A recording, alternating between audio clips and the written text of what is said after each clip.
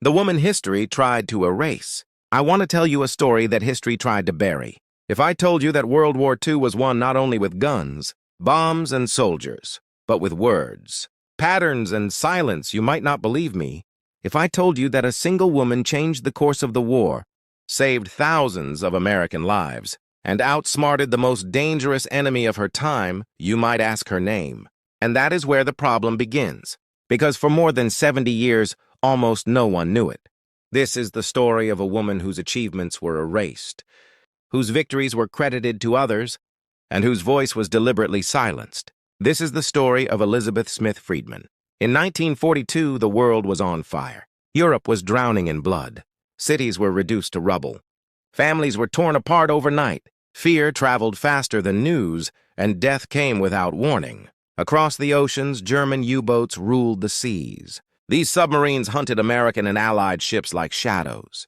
They struck suddenly, disappeared silently, and left nothing behind but wreckage and bodies. Every week, cargo ships vanished. Soldiers never reached their destinations. Supplies meant to keep armies alive sank to the bottom of the ocean. America had weapons. America had soldiers. America had factories producing machines of war. But America was blind. The enemy was communicating through radio signals, sending instructions, coordinates, and attack plans in codes so complex that even the best minds believed they were unbreakable. These codes were not just puzzles, they were weapons. And without breaking them, the war could be lost. Hidden far away from the battlefield, in quiet rooms with locked doors and no windows, a different kind of war was being fought. A war of intelligence, a war of minds. In one of those rooms sat a woman with no uniform, no rank, and no gun.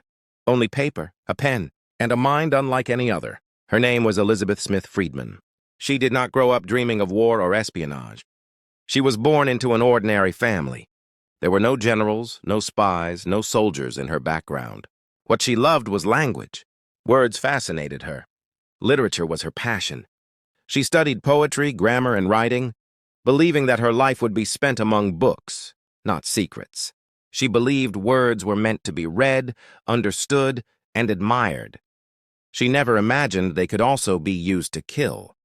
By chance, Elizebeth found herself working in an unusual place, a private research facility where scholars searched for hidden meanings in texts. At first, it seemed harmless, almost playful.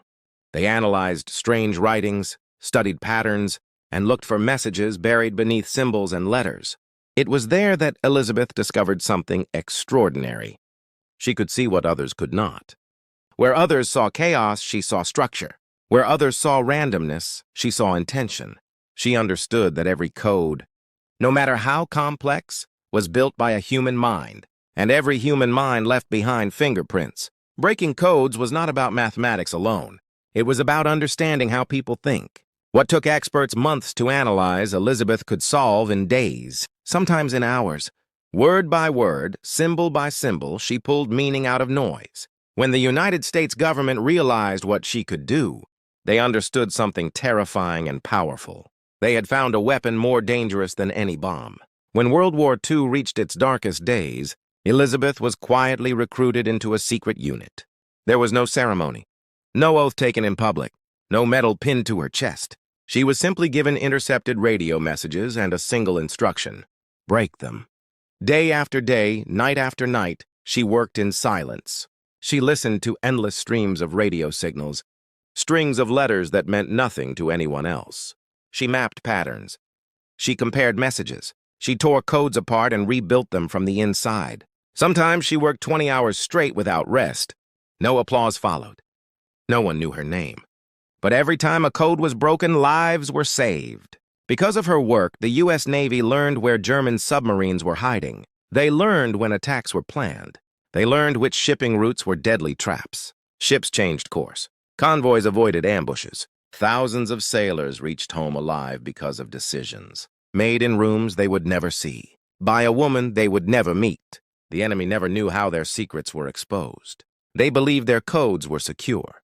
They believed the oceans still belonged to them. Slowly, the balance of power began to shift. The war at sea turned, but the world never heard why. As the war continued, Elizabeth's responsibilities grew heavier. She was no longer breaking individual messages. She was dismantling entire enemy communication systems. She led teams, trained others, and handled some of the most sensitive intelligence operations of the war. Yet officially, she barely existed. Her reports were classified. Her name was removed from records. Her achievements were sealed away as top secret. When victory finally came, the world celebrated. Parades filled the streets. Generals received medals. History was written, and Elizebeth Smith Friedman was missing from it. The success of code-breaking was credited to organizations and men whose names became famous.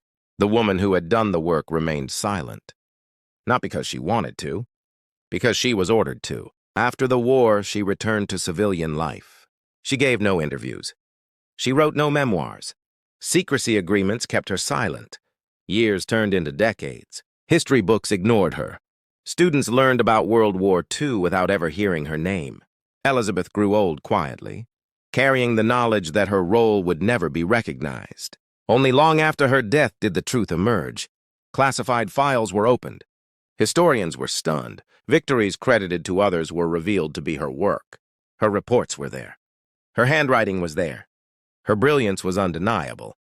The story of World War II intelligence had been incomplete. Until now, Elizebeth Smith Friedman never fired a single shot. Yet her work saved countless lives. She proved that true power does not always wear a uniform. That some of the greatest wars are fought in silence, and sometimes silence itself shapes the fate of the world.